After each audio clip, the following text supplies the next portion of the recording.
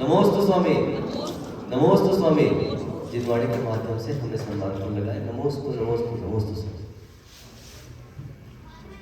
सकलात्मने नमः, निखिलात्मने नमः, परमात्मने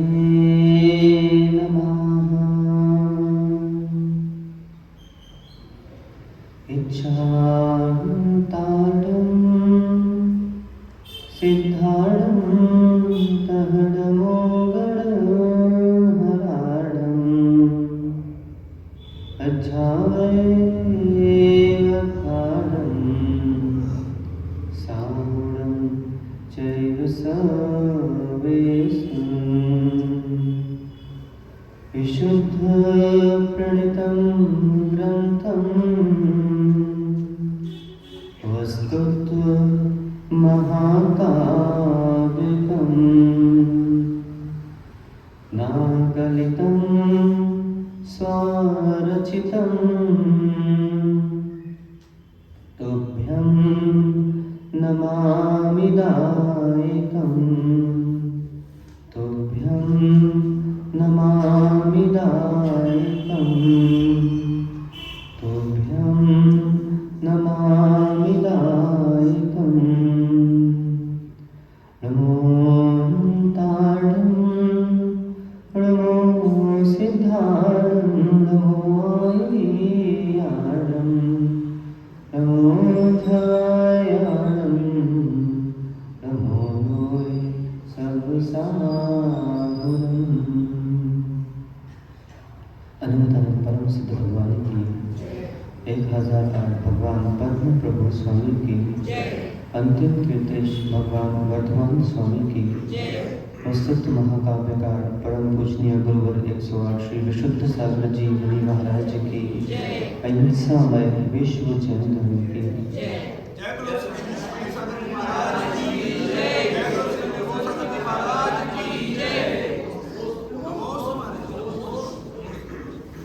अहो सिद्धों, सिद्धत्व, स्वात्म साधना, निर्ग्रंथता, तत्व प्रतीति व शुद्ध आराधना, जिन जिन जीवों ने तद पंचक्र प्रवृत्ति कर ली, वे सभी जीव पंचम गति के अन्वेषक बन पंचम गति को प्राप्त हो गए।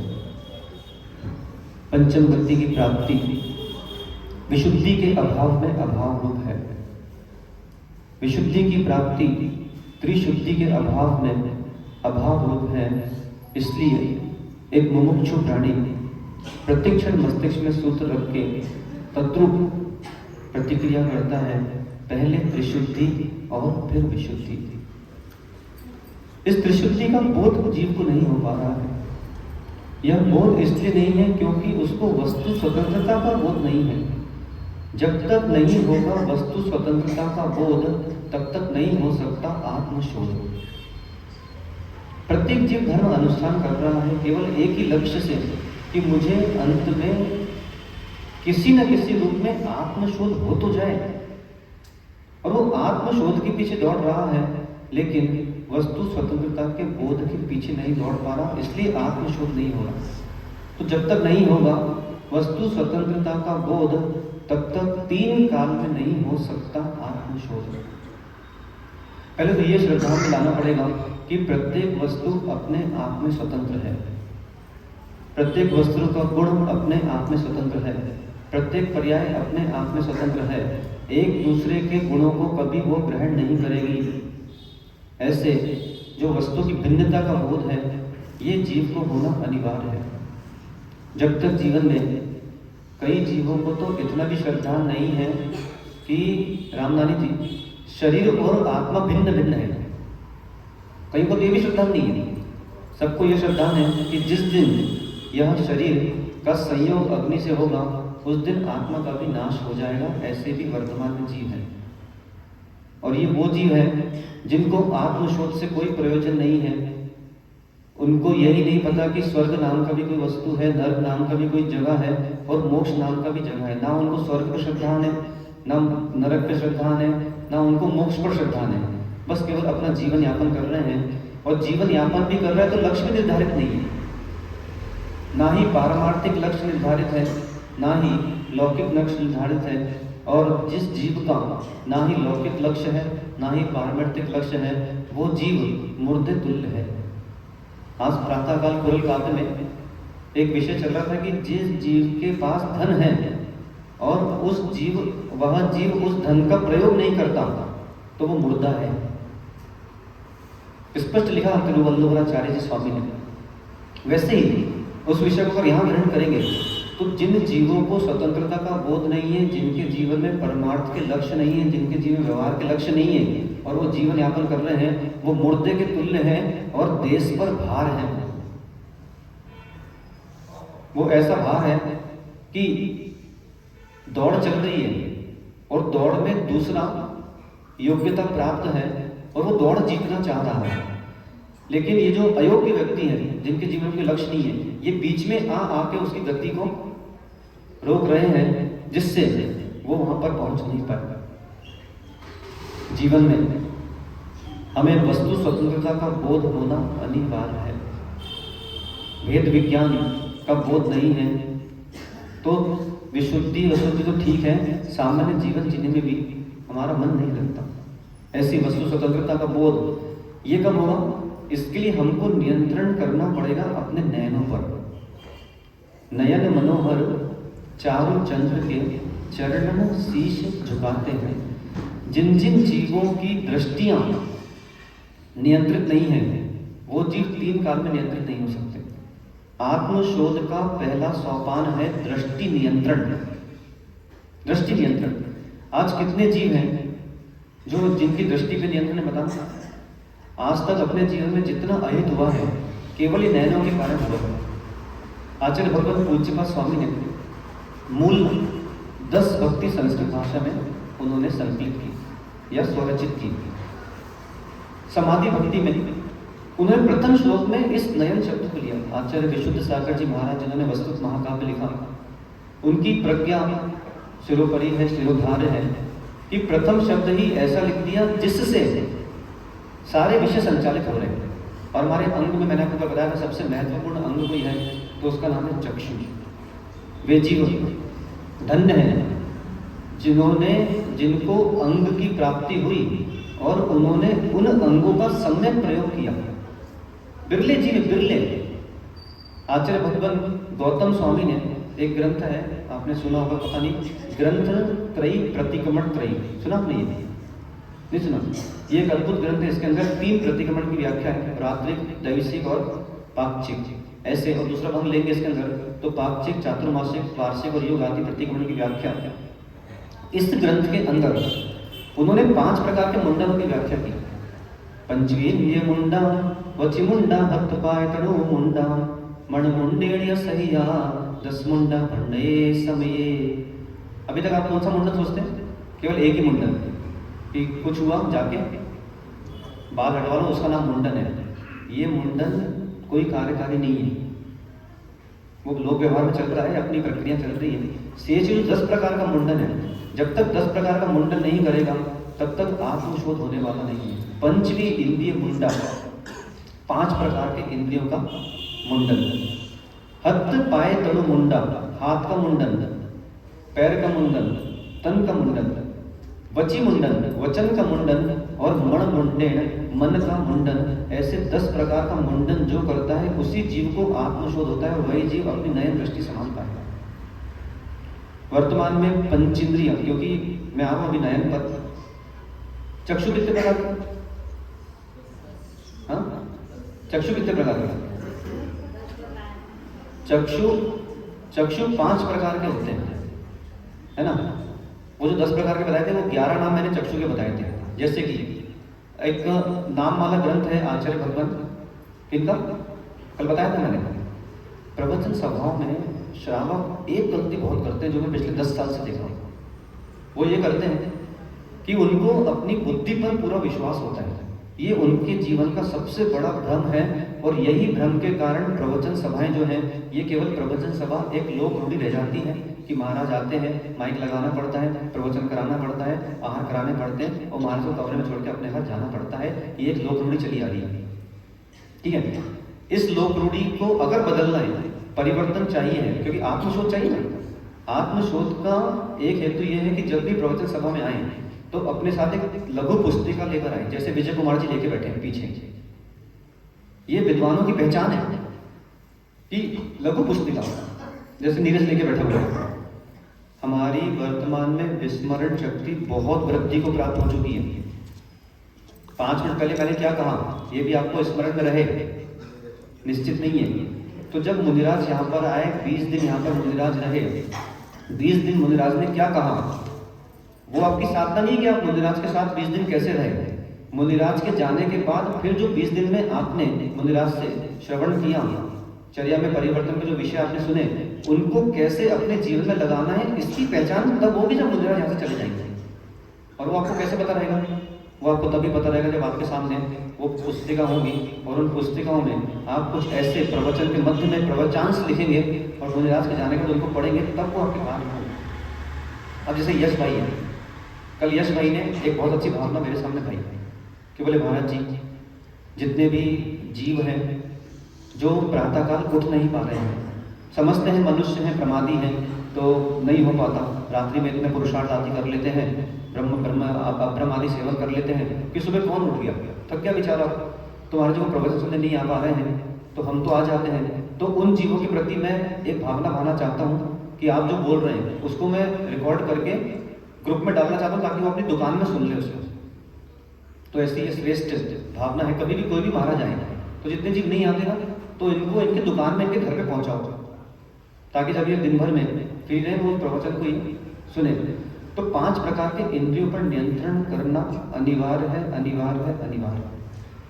वर्तमान में जितने भी बड़े बड़े मॉल आ गए हैं, देख रहे हैं आप, तो गुरुनानी जी अब ये जो जितने हैं ये सब लुटेरे हैं, ये जितने भी लुटेरे हैं, और हम ये पंचेंद्रिय पर हमारा नियंत्रण नहीं है, पंचेंद्रियों का मुंडन नहीं कर पाए। इसमें ये भी आता है चक्षु इंद्रिय का मुंडन।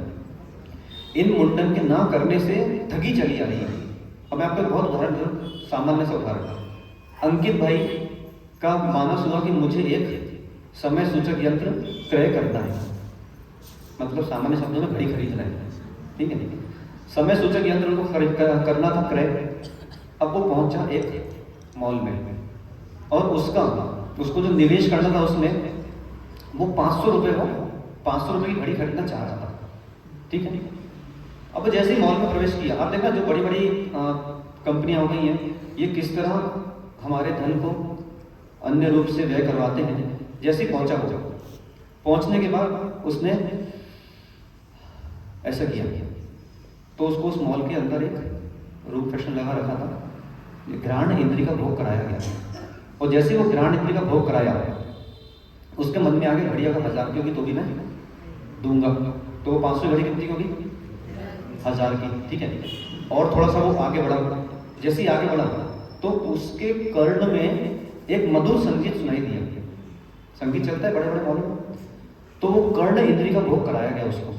और जैसे वो संगीत उसको लुभाया तो उसने सोचा घड़ी अगर 1500 की होगी तो मैं क्रय करूंगा। तो 500 घड़ी कितनी की होगी, 1500 की। और आगे चलो, जैसे ही आगे चला तो सामने देखा कि एक पोस्टर लगा हुआ है, वहां पे बिकनी पहन के एक कोई महिला ऐसा उसका विज्ञापन वो कर रही थी। तो जैसे उसको देखा तो उसको चक्षु इंद्रिय का भोग कराया गया। तो 500 रुपये वहां पे फिर बढ़ गई, घड़ी कितनी की होगी, 2000 रुपये की।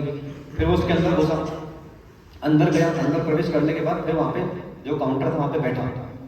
अब बैठा था तो एक कोई गर्ल आई, इसके लिए sir what you want to have, like coffee और tea, like something snacks like something, ऐसा उसने बोला, ठीक है, कि आप क्या लेना चाहते हैं, आपको कुछ स्वल्पाहार आदि की आवश्यकता है। तो जैसे उन्होंने स्वल्पाहार ग्रहण किया तो उसके स्वाद से ही और मोहित हो गए। तो रसना है, रसना इंद्रिय का भोग इनसे कराया गया। अब कौन सा इंद्रिय का भोग बचा, तो घड़ी कितनी की हो गई है, 2500 की वो घड़ी हो गई। अब 500 की बेचारा लेने गया था। अब वो जैसे ही वो काउंटर पे बैठा, फिर वहां पे आजकल स्त्री प्रणाली का प्रयोग बहुत होने लग गया है। हर जगहों पर स्त्रियों को खड़ा किया जाता है क्योंकि उनमें आकर्षण होता है और उस आकर्षण से जो ग्राहक होता है उन ग्राहकों को लुभाया जाता है। यह आज को बोलते हैं मार्केट स्ट्रेटेजी, और ये बहुत चल रही है। अब वो पहुंचे अंकित भाई, अब वो सामने, यस सर मैं हेल्प यू, तो उन्होंने हाँ मुझे ये घड़ी चाहिए, ऐसा ऐसा उन्होंने बताया। हाँ तो वो जानबूझ के नाटक करेगी, sir show me your hand, अपना हाथ दिखाइए, तो हाथ दिखाइए सर, फिर से पकड़ेगी, फिर नाटक करेगा सर, हाँ सर जस्ट वेट, फिर वो अंदर जाएगी, है ना, फिर कुछ लाएगी नहीं वो, फिर नाटक करेगी, फिर बाहर आएगी, सर बंद ओवर से एक्चुअली। तो वो क्या कर रही है, वो भाव बढ़वा रही है ना, क्यों? क्योंकि उसके भाव बढ़े हुए हैं। फिर कुछ नहीं, बस ऐसा किया उसने, ऐसा करने के बाद फिर वो घड़ी लेकर आएगी, फिर वो ऐसा करेगी।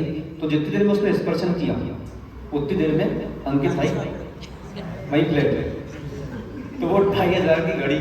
फिर जब मैंने पहली उसने, अरे स्पर्शन इतनी का भाव बहुत ज्यादा है, तो जैसे ही पूछा अंकित भाई ने, हाँ हाउ मच, तो उसने तुरंत बोला 5000 रुपए, घड़ी लेके अपने घर आ गया।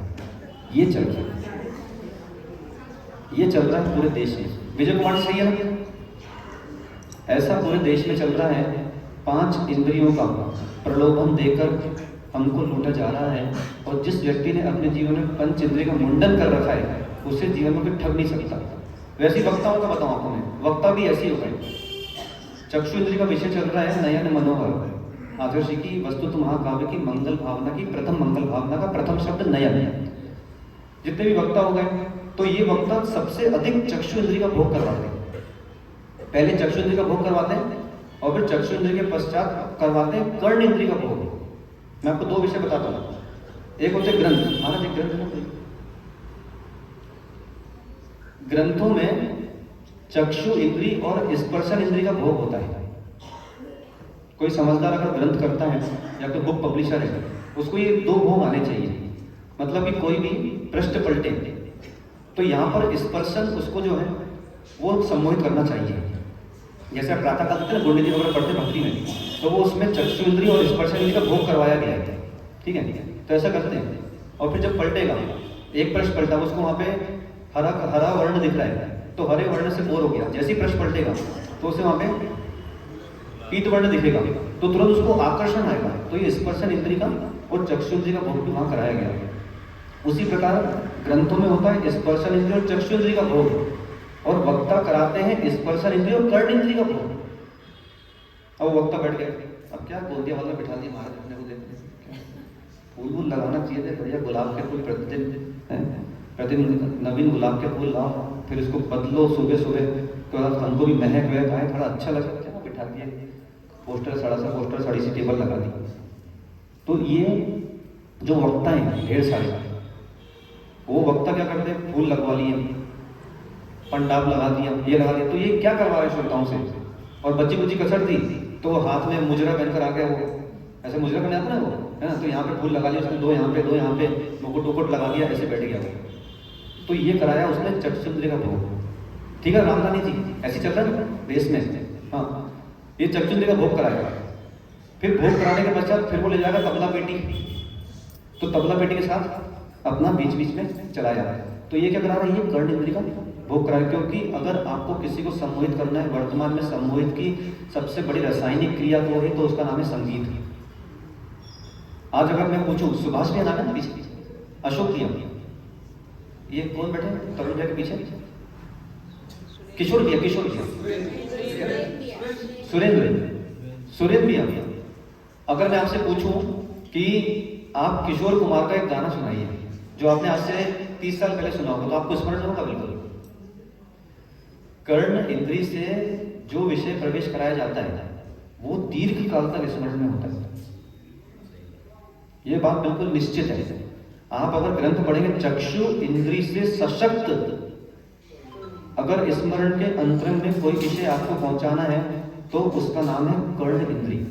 आज आपने 4 कर, जैसे जितने भी माता पिताएं हैं, बालक बालिका, जिनके बालक बालिकाएं हैं, तो उनसे मेरा कहना है कि बालक बालिकाओं को चक्षु इंद्रिय से अधिक कर्ण इंद्रिय से विषय वस्तु लाने का प्रयास करें।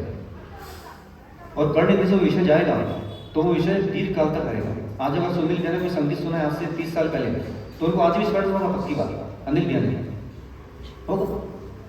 ये इसलिए तो ये जो भोग कराया जा रहा है, इन भोग से अपने को बचना है। आपको वहां पे एक बाई बैठ गई, एक बाई बैठी बिल्कुल श्वेत वस्त्र, किससे वो बिल्कुल आला से चमका कर आई होगी, आला था ना, आला, हाँ, बिल्कुल आला वाला डाल के, और वहां से उसने प्रयोग किया आला, और जैसे उसने मुंह खोला तो श्रोताओं का निकल गया दिवाला। ऐसी स्थिति चल रही है, बिल्कुल सफेद पहनकर बैठे यहाँ पे, और पीछे बिल्कुल सफेद एकदम, तो जैसे कोई देखे तो सीधा चक्षु इंद्री पे वो जाए। इस चक्षु, अगर चाहते हैं हमारे जीवन में हमारे विकृति नहीं आए, तो आपको तरुण भैया चक्षु इंद्री पर नियंत्रण करना ही होगा, करना ही होगा। चक्षु इंद्री पर नियंत्रण करने का केवल एक ही उपाय है, निर्मल भैया, वो क्या है? नहीं, आंख बंद करना मतलब चक्षु इंद्री पर नियंत्रण नहीं है। आंख बंद करने के पश्चात भी आंख बंद के अंदर जो विषय चल रहे हैं वो बंद हो जाए, वो चक्षु इंद्री का नियंत्रण है। अब पता चला वो आंख बंद, अभी जैसे शाम को 7-8 बज गई, ठीक है, और कोई आंख बंद करके ऐसे बैठा घर पे, दूसरे को क्या लग रहा है कि ये ध्यान कर रहा है, ध्यान कर रहे हैं, जबकि वो ध्यान नहीं कर रहा। उसको 2 घंटे बाद भोग करना है, तो भोगों की मुद्रा का ध्यान कर रहा है, वो कैसे कैसे मुद्रा है मुझे बनाना है। चीची मत करो भैया, ऐसे संसार में बहुत लोग हैं। आपको क्या लगता है जिनालय में जितने लोग आते हैं आंख बंद करते हैं तो वो क्या ध्यान करते हैं? प्रारंभ में जितने लोग आते हैं उसमें से कई लोग ऐसे होते हैं कि अभी 32 प्रकार के जो कैंसर के दोष हैं उसमें एक ये दोष भी आ रहा है, ठीक है। अब वो आया, वो आंख बंद करके भगवान के सामने खड़ा था। पहले तो बाहर दुनिया को देख रहा था, और यहाँ पर आंख खोल के वितराग मुद्रा देखना चाहिए थी, तो यहाँ पे आंख बंद करके खड़ा हो गया। पहले तो गलती उसने ये कर दी। और दूसरा, जैसे वो पिलर पे कई लोग ना, यहाँ पे मंदिर में एक परंपरा और है, भगवान यहाँ पे बैठे हैं, है ना, तो बाइयाँ वहाँ बैठ के पूजा करती है। हमें वो समझते थे यहाँ पे किसको देख रहे हैं, खिड़की के बाहर देख रहे किसको देख रहे हैं। तो ये सब अपने आपने बना रखी जो भी है। तो भगवान के बाजू में बैठ के पूजन नहीं होती, भगवान के सामने बैठ के पूजन होती है। सामने भी कैसे, थोड़ा सा साइड से। अब वो वहां पे पहुंच गया, एक व्यक्ति पिलर के पास खड़े होकर ऐसे करा। अब इनको क्या लग रहा है, वो ध्यान कर रहा है। अरे वो ध्यान नहीं कर रहा, रात को सोनी पाए से झपकी ले रहा है। तो ऐसे देखना आपको मंदिर में कई लोग मिलेंगे, ये भी एक प्रकार का दोष है, तो वो भी मैं आपको बताऊंगा। तो ये जो पंच इंद्रिय के मुंडन का विषय चल रहा है, इसमें चक्षु इंद्रिय पर मुंडन अनिवार्य है अगर आत्मशोध चाहिए है तो। वे जीव धन्य है, इनको बोल दो 11 बजे आएंगे महाराज के बाहर के बाद, तब रैली निकलेगी, अभी रैली नहीं है। अब यहाँ जाओ बोलना, तुम भी सुनो। चक्षु इंद्रिय पर नियंत्रण करने के लिए प्रतिदिन आपको नासाग्र दृष्टि का अभ्यास करना पड़ेगा। नासाग्र दृष्टि, हमारे वितराग देव की दृष्टि कौन सी भैया? जब हम जाएंगे तभी तो हार कराओगे, हम नहीं आएंगे तो इसको कराओगे, करना हमको है। नासाग्र दृष्टि होना अनिवार्य है, अनिवार्य है। वो बार बार घड़ी देख रहा है, 4 बार घड़ी देख रही है घंटों में, कहाँ बाहर जाना है? हाँ जाओ क्या, गोंदे से तो बाहर जाना ही पड़ेगा, तब जाके आत्मशोध होगा, वरना गोंदे में रहकर आत्मशोध होना ही नहीं है। और उसमें भी नकली माल विंटेज बेच बेच के कितना ठग गया, लोगों को पता ही नहीं आज तक। 80%, 90%, 70%। जिनदेव की जो नासाग्र दृष्टि है, ये नासाग्र दृष्टि का अभ्यास कितने लोग करते हैं मुझे बताना ईमानदारी से, गोंदिया में? अगर नहीं करते हैं तो यहाँ पर वस्तुतः महाकाव्यकार ने नयन मनोहर चारु चंद्र के चरणन शीश झुकाते हैं, तो ये उन्होंने अपनी मंगल भावना रखी है। मैंने आपसे उपहार मांगा था, अभी 21 उपहार मांगे थे मैंने आपसे, तो उसमें से एक उपहार और ये वस्तुतः महाकाव्यकार आपसे मांग रहे हैं कि मंगल भावना में हमने जो प्रथम शब्द का प्रयोग किया नयन, नासाग्र दृष्टि पर बैठने का अभ्यास प्रारंभ करें। आज से बैठेंगे क्या? 2 मिनट केवल। फिर प्रवचन श्रवण करने का मतलब क्या है? जब हमारे जीवन में परिवर्तन नहीं आए, आज से ऐसा अभ्यास करना कि 2 मिनट, रामनानी जी 2 मिनट नासाग्र दृष्टि रखना। मतलब 2 दृष्टि है, ये जो नाक है, इस नाक का जो अग्र भाग है, यहाँ पे आना चाहिए, बैठा नहीं। अब यही अभ्यास कर लो घर पे, तो मुझे तुम पे भरोसा नहीं भैया, सीधी बात है। करो करो करो, शुभम शुभम है ना?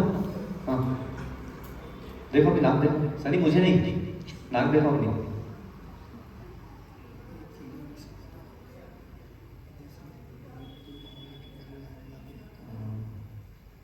देखो देखो देखो संदीप देखो, दिख रही है क्या? दिख रही है? अरे नाक देख भाई, नासा की दृष्टि देखने से थोड़ा सा सर भारी होता है ना? और वो सर भारी होगा, सर भारी होने के पश्चात फिर कुछ क्षण बाद वो सर सामान्य हो जाता है। प्रतिदिन जिनको अपने चित्त स्थिर चाहिए, जिनके चित्त अस्थिर हो रहे हैं, विशेषकर शिवम जैसे लोग, है ना? हाँ, शिवम, यश, सनी, अमन जैसे लोग, ये अंकित जैसे लोग, भाई का नाम क्या है? शुभम, हाँ सही बोलेगा, शुभम जैसे लोग, वो मोनू का बेटा सौमिल, तुम जैसे लोगों के जो चित्त अस्थिर हो रहे हैं और जो दृष्टियां हैं वो दूसरे की दृष्टियों पर जा रही हैं, इसके लिए नासाग्र दृष्टि का 2 मिनट ध्यान करो, प्रतिदिन करो और इस ध्यान को आगे बढ़ाओ, इससे चित्त स्थिर होता है। पहला विषय। दूसरा, नासा, भी महर्षि ने मुझे स्मरण कराया, नासाग्र दृष्टि का एक और बहुत महत्वपूर्ण विषय यह है, जिस दिन आपने अपने दृष्टियों को नाक के अग्रभाग पे पहुंचाया और नाक का अग्रभाग आपको दिखना बंद हो गया, मान के चलो कि आपकी मृत्यु आने वाली है। बिल्कुल, हमको किसी के पास पूछने की जाने की जरूरत नहीं है कि महाराज जी अभी आ गई है शिवम भाई, हीरो बन के आके, जैसे यहाँ पे कोई वो चल रहा हो, क्या बोलते हैं, युवक युवती परिचय सम्मेलन। भैया मेरे सौमिल को देखो, अंकित को देखो, जब भी चिन्हाले आओ प्रतिदिन, अमित को देखो, तुम लोग जैन हो, दूर से जैन नहीं लग रहा कहीं से, देखो धन्नु को जैन हो तुम लोग। प्रतिदिन जिसके माथे पर तिलक होता है वही जैन है। माथे पर तिलक होना अनिवार्य है, और खासकर जितने वृद्ध हैं उनको तो माथे पर तिलक लगाना ही चाहिए। आपने माथे पर तिलक लगाया यहाँ पर, ठीक है, तिलक कौन सा? अरे नकली चंदन नहीं, वो लिया है जरा सी लकड़ी, वैसे लोकल सी लकड़ी, वो घिस घिस के उसको ऐसे करके लगा लिया। चंदन होना चाहिए, ठीक है। हम तो क्या करते थे, जब गृहस्थ अवस्था में मंदिर के चंदन पे कोई भरोसा ही नहीं किया, क्योंकि आधे मंदिरों का चंदन नकली चंदन होता है, और दूसरे तो ऐसे है कि खुद भी लगा देंगे और वहाँ पे अपने ले जाएंगे, नौकर दुकान में, तो क्या वो बोलते हैं फ्री का चंदन, है ना? किसके ऐसे भी कई लोग होते हैं।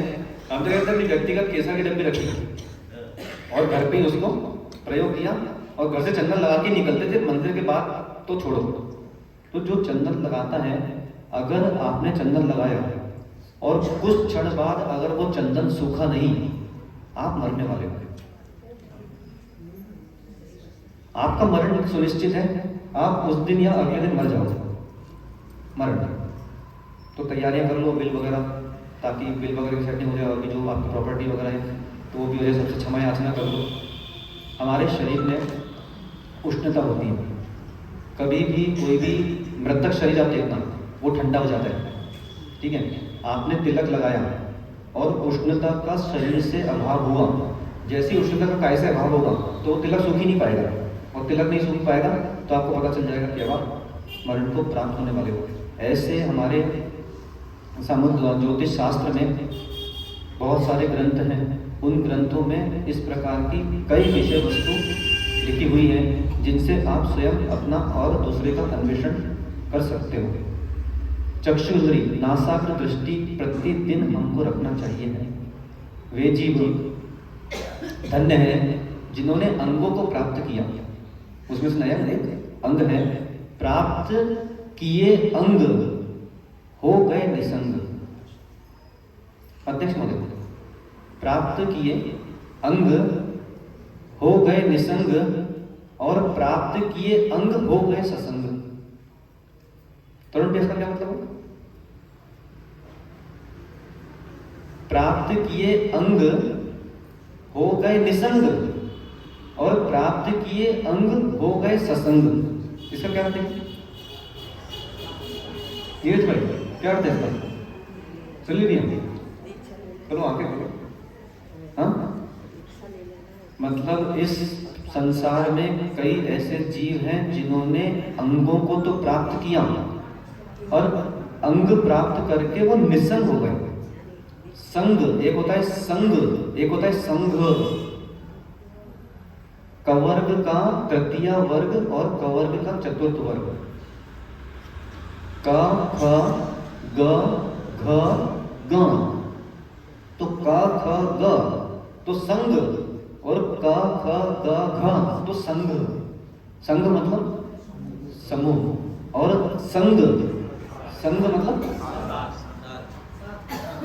संग मतलब साथ। यहाँ पे संग से साथ से जो तात्पर्य है उसको हमारे सैद्धांतिक शब्द में कहा जाता है संग मतलब परिग्रह। संग मतलब परिग्रह। तो निसंग, निसंग मतलब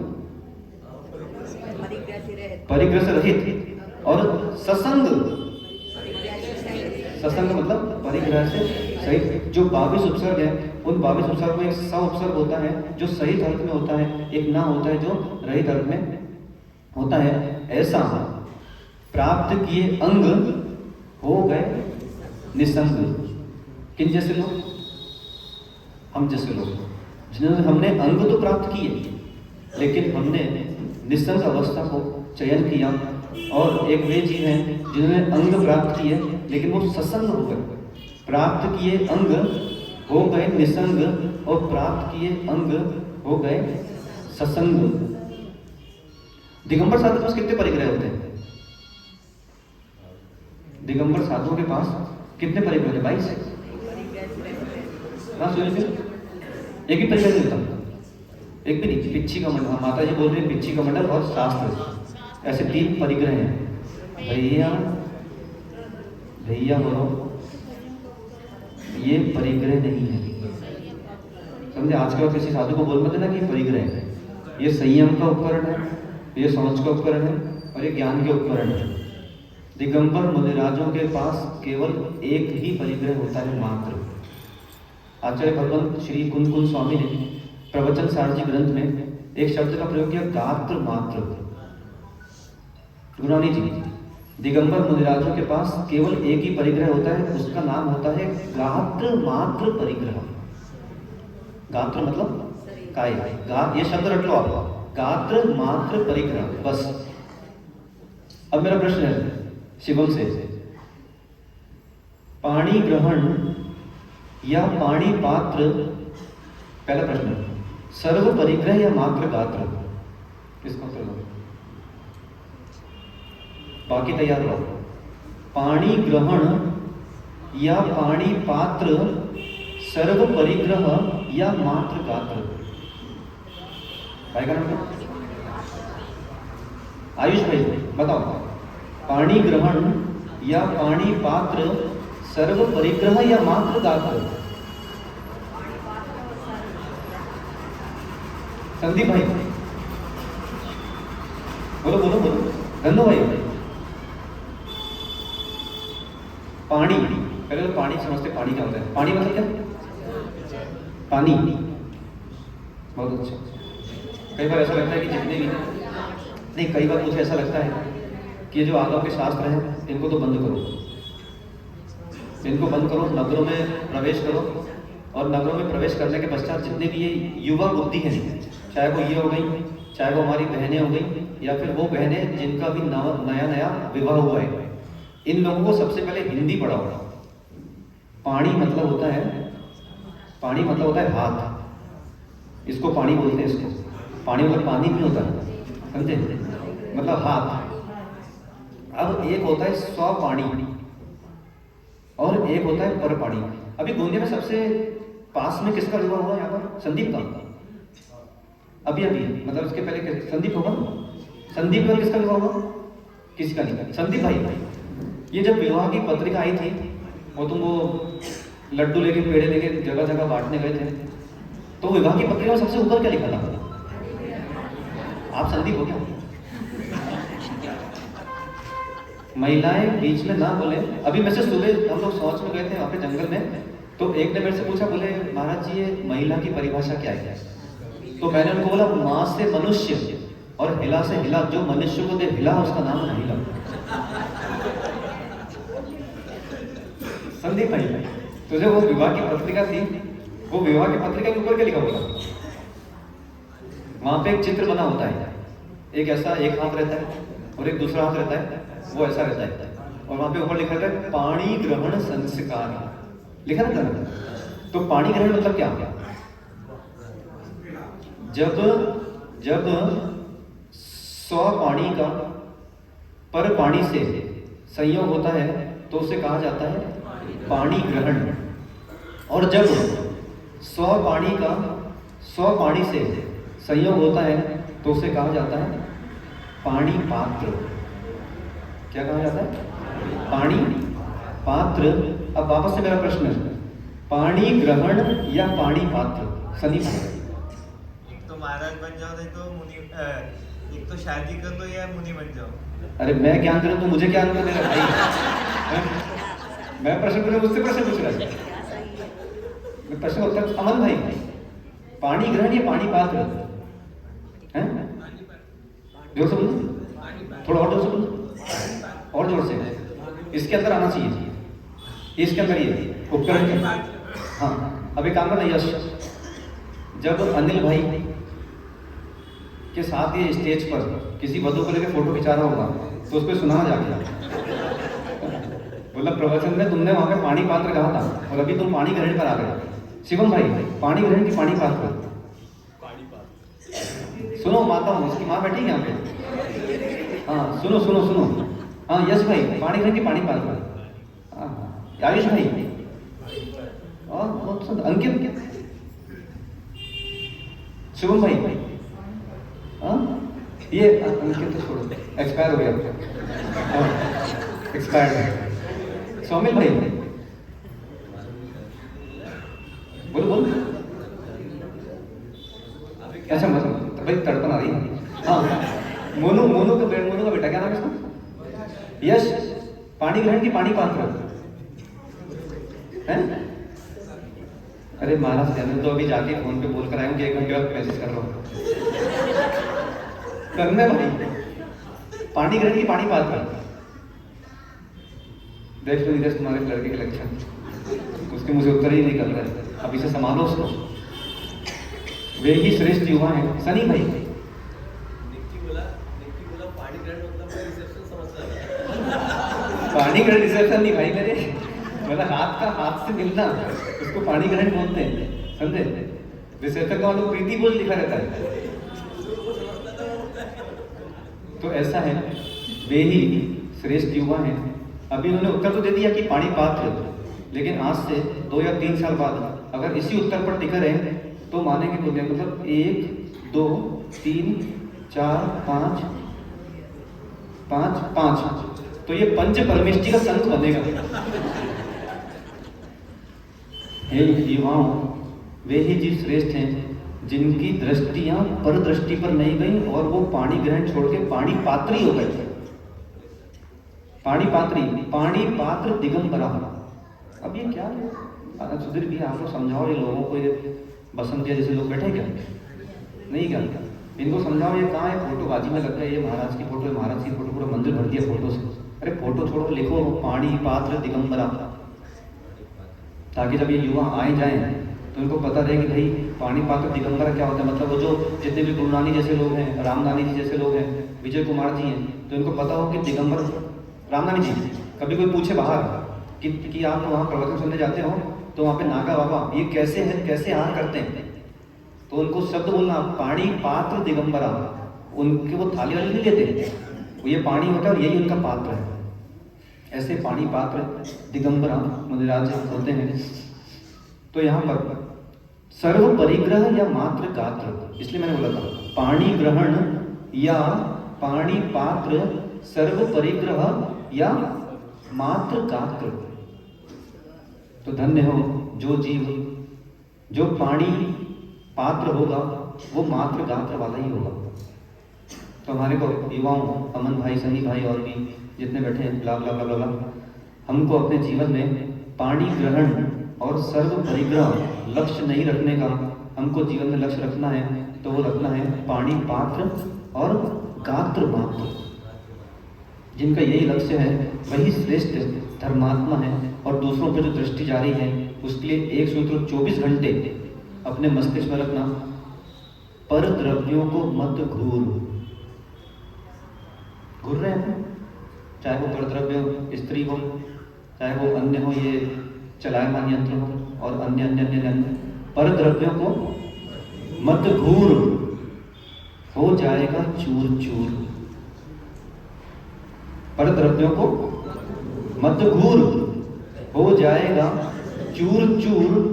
स्वद्रव्य को घूर, हो जाएगा मशहूर। महाराज आप तो बस अभी नीरज बोले, कल बोले महाराज जी बोले कुछ समझ में आए चाहे नहीं आए, परिवर्तन आए चाहे नहीं आए, मनोरंजन होना चाहिए।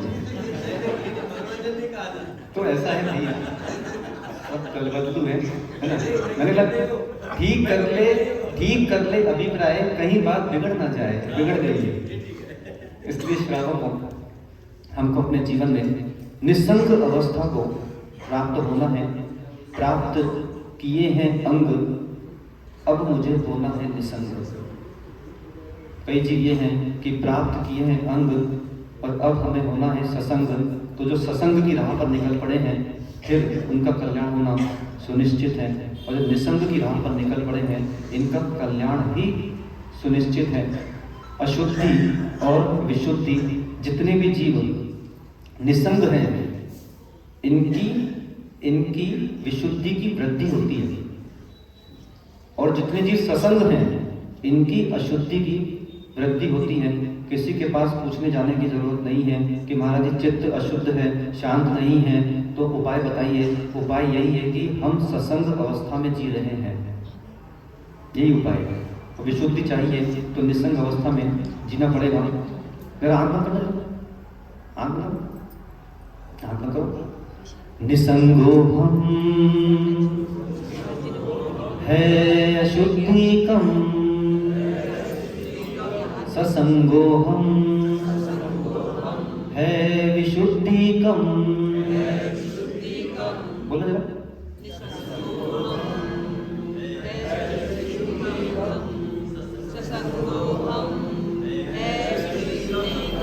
प्रतिदिन सामायिक में इसका पहले सामायिक करना पड़ेगी।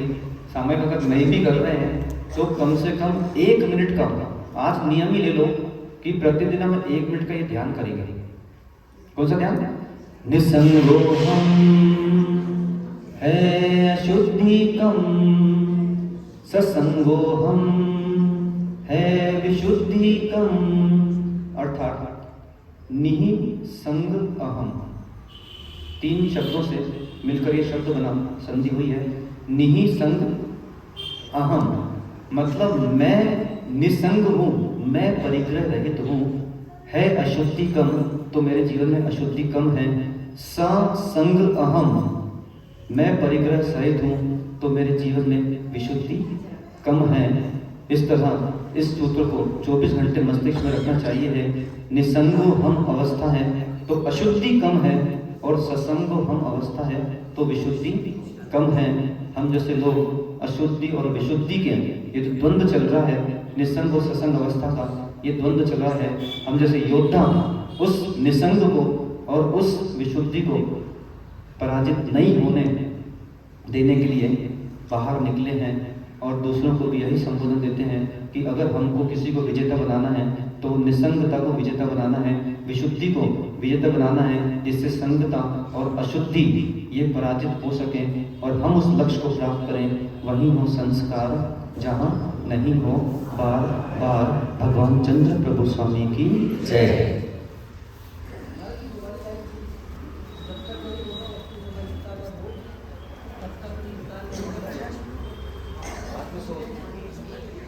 रामानुज जी ऐसे